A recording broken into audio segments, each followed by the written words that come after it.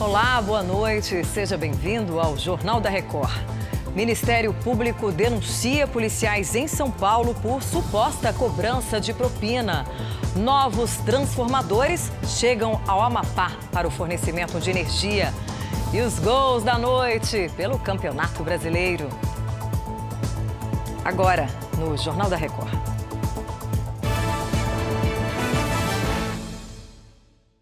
Oferecimento Bradesco. Pague, receba e transfira grátis no Pix.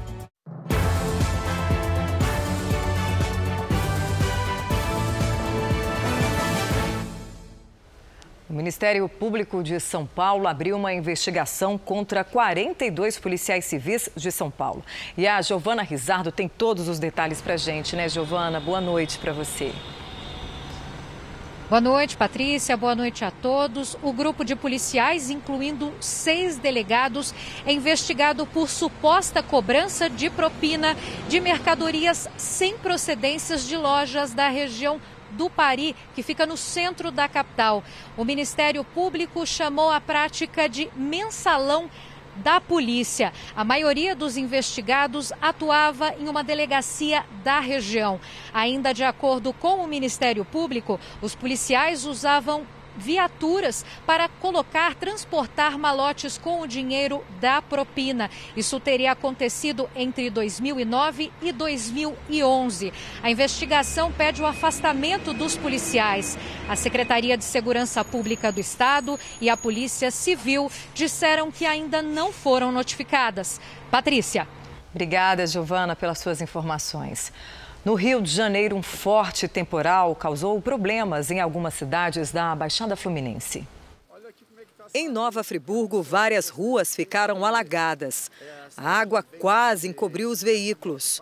O carro fez uma onda ao tentar passar pelo alagamento. Em São Gonçalo, na região metropolitana do Rio, um raio quase acertou uma jovem que atravessava a rua.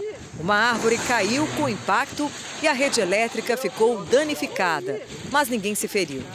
Em Nova Iguaçu, ventou tanto que uma tenda voou pelos ares. O Centro de Operações do Rio de Janeiro havia alertado para chuva e ventos fortes durante toda a segunda-feira. E as aulas presenciais nas escolas municipais do Rio de Janeiro retornam daqui a pouco, na manhã desta terça-feira. O Pedro Paulo Filho, direto da capital fluminense, tem as informações para a gente. Pedro, boa noite. Oi, Patrícia, boa noite para você, boa noite a todos. Olha, as aulas presenciais serão retomadas, por enquanto, somente para alunos do 9º ano do ensino fundamental, do último ano do Programa de Educação de Jovens e Adultos, além de outros projetos sociais da Prefeitura. São no total 61 mil estudantes em 427 unidades. Por enquanto, essas aulas presenciais vão acontecer apenas em 2 dias da semana, às terças e às quintas-feiras. Os protocolos indicados pela Vigilância Sanitária também serão cumpridos para garantir a segurança de todos. Por isso, alunos, professores e outros profissionais com comorbidades não voltarão para as aulas. As salas também terão mais espaços vagos e as turmas serão divididas. Tudo isso para evitar aglomeração. Patrícia. Cuidados necessários, né, Pedro? Obrigada pelas suas informações. Retorno também na Unicamp, a Universidade Estadual de Campinas. Nessa segunda, 25% dos estudantes já puderam retomar aulas da graduação e da pós. A presença não é obrigatória, já que a maior parte das atividades remotas serão mantidas. E o governo federal autorizou a contratação de energia adicional de termoelétricas para atender o Amapá. O estado enfrenta problemas de fornecimento desde o dia 3 de novembro. Vamos a Macapá falar com Rodrigo Salles. Boa noite, Rodrigo. Boa noite, Patrícia. Os geradores térmicos que vão ajudar a restabelecer integralmente a energia no Amapá chegaram agora à noite. O presidente do Senado, Davi Alcolumbre, fez um voo de helicóptero para acompanhar a chegada das balsas que trouxeram esses equipamentos. Os geradores serão levados para o Parque Gerador em Macapá. Já nesta madrugada, técnicos e engenheiros da Companhia de Eletricidade do Amapá e da Eletronorte vão dar início a uma força-tarefa para a montagem desses equipamentos. Patrícia.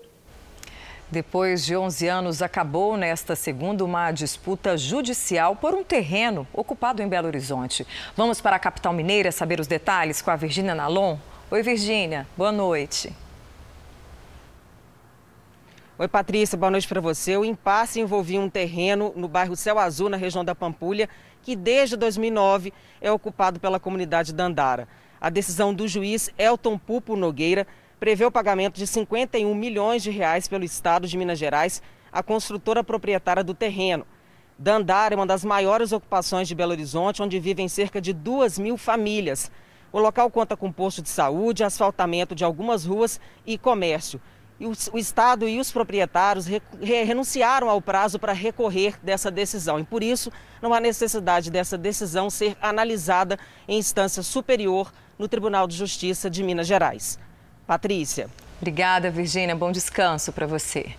A Agência Nacional de Aviação Civil, ANAC, aprovou nesta segunda a revisão dos contratos de 4 aeroportos cedidos à iniciativa privada no país. Os detalhes com Vitor Costa. Oi, Vitor. Boa noite. Muito boa noite, Patrícia. Boa noite a todos. A agência reguladora revisou os contratos de forma extraordinária por causa dos prejuízos econômicos provocados pela pandemia. O aeroporto do Galeão, no Rio, o de Fortaleza, o de Florianópolis e o daqui de Porto Alegre vão ter os contratos com as concessionárias revistos. Com a diminuição de passageiros, as concessionárias também tiveram perdas, junto com as companhias aéreas. Somente o aeroporto daqui estima um prejuízo de 120 milhões de reais. Patrícia. Obrigada, Vitor. Um estudo feito pelo Instituto Nacional do Câncer de Milão revelou que o coronavírus já circulava na Itália desde setembro do ano passado. Quem traz as informações é a correspondente Ana Paula Gomes. O novo estudo sugere que o novo coronavírus já estava circulando na Itália 5 meses antes da identificação do primeiro paciente com a doença, que foi em fevereiro deste ano na região da Lombardia. Isso significa que a Covid-19 pode ter se espalhado para fora da China muito antes do que se imagina. A pesquisa tem como base a presença de anticorpos para a doença em mais de 11% dos 959 voluntários que participaram de um estudo sobre câncer de pulmão entre setembro do ano passado e março desse ano. A descoberta pode confirmar o que a gente está vivendo atualmente aqui na Europa, que o coronavírus pode circular com uma baixa letalidade durante um tempo para depois ressurgir em uma segunda onda da doença. De Lisboa, Ana Paula Gomes. Estados e cidades norte-americanas adotaram novas restrições nesta semana. Os Estados Unidos são o país mais afetado do mundo pela Covid-19. E quem tem os detalhes é a correspondente Luciana Camargo. As medidas variam muito de um estado para o outro. Não há uma estratégia nacional coordenada de Washington. Os casos dobraram nas últimas 2 semanas. O governador Jay Inslee proibiu desde o domingo todas as reuniões com pessoas fora do grupo familiar. Encontros ao ar livre foram limitados a um máximo de 5 pessoas. A governadora de Michigan, Gretchen Whitmer, disse que o estado está à beira do precipício no pior momento da pandemia. O estado anunciou o fechamento de escolas de ensino médio, universidades, cinemas, cassinos e atividades recreativas como o boliche. No fim de semana, o país ultrapassou os 11 milhões de casos. Patrícia. Obrigada, Luciana. Os Estados Unidos podem diminuir pela metade o número de soldados no Afeganistão. De acordo com a imprensa norte-americana, a redução dos 5.000 militares deve acontecer até 15 de janeiro. Donald Trump havia prometido retirar todas as tropas até o fim do ano. O Pentágono também estaria disposto a cortar parte dos 3.000 militares no Iraque. Semana passada, Trump demitiu o secretário de Defesa, Mike Esper, por entender que as prioridades do governo não estavam sendo atendidas com urgência. E um relatório anual da Agência Federal dos Estados Unidos, o FBI, registrou um número recorde de crimes de ódio. De acordo com o estudo publicado nesta segunda-feira, quase 8.600 crimes desse tipo foram reportados em 2019. O índice é o maior em 10 anos. Do total, 5.500 ocorreram contra pessoas e quase 400 deles aconteceram em igrejas. Mais da metade dos infratores eram brancos. 15 países da Ásia e Oceania assinaram o maior acordo comercial do mundo. Vamos ao vivo até Tóquio com a correspondente Silvia Kikuchi. Boa tarde, Silvia. O que significa essa parceria? Boa noite, Patrícia. Esse pacto envolve quase 1/3 de toda a atividade econômica do mundo. Liderados pela China, países como Japão, Coreia do Sul e Austrália iniciam as negociações para uma zona de livre comércio. O acordo consolida a influência da China na Ásia e deixa os Estados Unidos de fora dessa aliança. Em outubro, a produção industrial chinesa cresceu 6,9% em relação ao mesmo mês do ano anterior. No Japão também o clima é otimista. O PIB do último trimestre cresceu 5%, superando as previsões econômicas. Patrícia. Obrigada, Silvia. O primeiro-ministro britânico, Boris Johnson, entrou em novo isolamento nesta segunda-feira. Ele teve contato com um membro do parlamento diagnosticado com Covid-19. O premier fez uma publicação numa rede social acompanhada de um vídeo e disse que está bem de saúde, em boa forma e tem muitos anticorpos. Johnson contraiu o coronavírus em abril e ficou internado durante uma semana, sendo que 3 dias foram numa unidade de terapia intensiva. E agora vamos falar sobre o mercado financeiro que reagiu aos avanços das vacinas contra o coronavírus. O dólar fechou em queda de 0,69%, vendido a R$ 5,43. Já a Bolsa de Valores de São Paulo fechou em alta de 1,63%, acima dos 106 mil pontos pela primeira vez desde 1º de março. E apenas 4 parlamentares se elegeram no primeiro turno das eleições municipais. O Alessandro Saturno tem os detalhes para a gente. Oi, Alessandro, boa noite. Olá, Patrícia, boa noite para você, boa noite a todos que nos assistem. Olha, os dados foram divulgados pelo Departamento Intersindical de Assessoria Parlamentar, o DIAP. Essas informações apontam aí uma queda na quantidade de congressistas que foram eleitos para o cargo de prefeito nessas eleições. Foi mais ou menos assim, olha, dos 69 parlamentares que se candidataram, apenas 4 conseguiram se eleger nesse primeiro turno. Um do Ceará, outro do Maranhão e 2 do Rio de Janeiro. Outros 14 conseguiram ir para o segundo turno, sendo que apenas um senador vai disputar a prefeitura de Goiânia. No total, 51 parlamentares amargaram aí derrota nas urnas. Sobre o atraso na divulgação do resultado das eleições, o presidente do TSE disse que a pandemia teve uma relação direta com esse atraso. Vamos ouvir aí um trecho da fala de Luiz Roberto Barroso. Confira. Parte dos testes ao longo do período da pandemia foram inevitavelmente feitos por videoconferência, com alguma perda de qualidade no resultado, embora a pandemia tenha impactado, no caso do problema que ocorreu, mais a entrega do equipamento que impediu que os testes fossem todos eles realizados no próprio equipamento, tiveram que ser realizados em equipamento diverso. A solicitação à Polícia Federal é que investigue não apenas o ataque específico, mas a existência de uma concertação, de uma orquestração para desacreditar o sistema e as instituições. E seguimos com você, Alessandro, direto de Brasília, porque no primeiro dia de funcionamento do Pix, mais de 1 milhão de pagamentos foram feitos pelo novo sistema. Qual o balanço do Banco Central? Exatamente, Patrícia. Olha, o balanço do Banco Central é que tudo ocorreu normalmente. Alguns incidentes pontuais foram registrados, mas segundo o Banco Central, esses incidentes já eram esperados. Um dos problemas que ocorreu foi justamente atraso para o crédito na conta do cliente. Às vezes, teve vezes que esse crédito passou aí dos 10 segundos, que era o tempo exigido. Então nós vamos agora aos números que foram divulgados pelo Banco Central. Até às 6 da tarde foram mais de 1 milhão de transações liquidadas. Isso em reais corresponde a 777 milhões. O valor médio para cada transação foi de R$ 773. E por fim, já são 73 milhões de chaves cadastradas no Pix. Patrícia, eu volto com você. Obrigada, Alessandro. Bom descanso aí para você. E nesta segunda, o ministro da Infraestrutura, Tarcísio Gomes de Freitas, visitou instalações no Porto de Santos e assinou um contrato de terminais leiloados.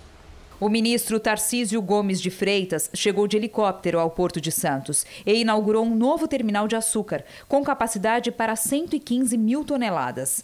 Também assinou o contrato de 2 terminais de celulose que foram leiloados em agosto. Um consórcio de empresas arrematou as 2 áreas por pouco mais de R$500 bilhão. O prazo para exploração é de 25 anos e o investimento de R$400 milhões. Esse investimento vai se casar com outros investimentos, como, por exemplo, os ramais ferroviários, que vão atender os terminais da margem direita do Porto de Santos. Juntas, as áreas têm quase 70 mil metros quadrados e ficam ao lado de linhas férreas. As obras no local devem gerar 1.000 empregos diretos e começar em janeiro, com duração de pelo menos 1 ano e meio. Hoje, a gente exporta aqui, através desse terminal, ao redor de 500 a 600 mil toneladas por ano, que saem aqui do Porto de Santos, da Riches.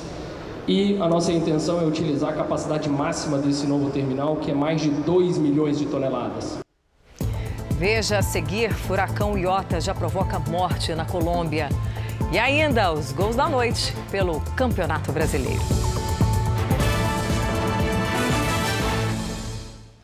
Voltamos com imagens do furacão Iota. O fenômeno de categoria 5 atingiu a ilha colombiana de Providência nesta segunda-feira e causou graves danos. Pelo menos uma pessoa morreu. Uma câmera registrou a fúria do mar durante a passagem da tormenta. Moradores desesperados tentam fugir das ondas gigantes. A ilha de Providência é o território colombiano mais afetado pelo Iota durante a passagem pelo Caribe, rumo à América Central. O furacão agora se dirige para Honduras e Nicarágua. O cônsul-geral britânico virou o herói na China depois de salvar uma estudante de afogamento. Stephen Ellison, de 61 anos, visitava a região sudoeste da China quando ouviu os gritos de alerta. Ele pulou no rio e conseguiu segurar a jovem. Logo em seguida, uma boia foi jogada para que os dois pudessem voltar para a terra. O diplomata é triatleta e mora na China desde junho. Futebol, o jogador uruguaio Luis Soares testou positivo para o coronavírus nesta segunda-feira. Soares estava na concentração da seleção uruguaia em Montevidéu para a partida desta terça-feira contra o Brasil pelas eliminatórias da Copa do Mundo. Além de Soares, outros 2 atletas uruguaios também foram afastados por causa da Covid-19. E aqui no Brasil, a equipe do Atlético Mineiro divulgou há pouco que o técnico e um jogador do time também estão com a Covid-19. O treinador argentino Jorge Sampaoli e o zagueiro Gabriel testaram positivo nesta segunda-feira. Outros 7 integrantes da comissão técnica também foram afastados por causa da doença. O Atlético Mineiro lidera a classificação do Campeonato Brasileiro. E 2 jogos foram disputados nesta segunda pelo Campeonato Brasileiro. Bragantino e Bahia venceram de virada e fora de casa. Veja só os gols. No Paraná, o Coritiba recebeu o Bahia. O time da casa abriu o placar logo no início do jogo. O William Matheus cruzou da esquerda e Giovanni Augusto completou para o gol. Elber do Bahia cortou o zagueiro e chutou sem chances para o goleiro Wilson, 1-1. No segundo tempo, Zeca fez o cruzamento e a bola acabou entrando direto. Final, Coritiba 1, Bahia de virada 2.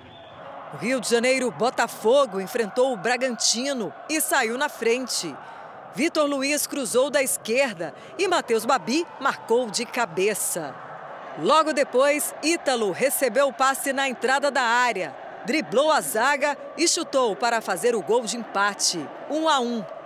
O gol da virada do Bragantino saiu no segundo tempo. Claudinho cobrando o pênalti. Final, Botafogo 1, Bragantino 2. E essa edição do Jornal da Record termina aqui. Outras informações no Fala Brasil às 8h30 da manhã. Fique agora com as imagens que marcaram esta segunda-feira. Boa semana para você e uma excelente noite.